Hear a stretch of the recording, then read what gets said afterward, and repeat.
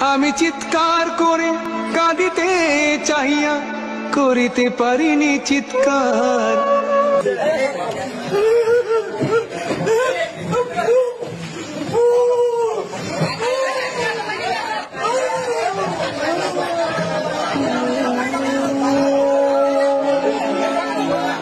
কতটুকু অশ্রু গড়ালে হৃদয় জলে সিক্ত, কত প্রদীপ শিখা জ্বালালে জীবন আলোয় উদ্দীপ্ত, কত ব্যথা বুকে চাপালে তাকে বলি আমি ধৈর্য।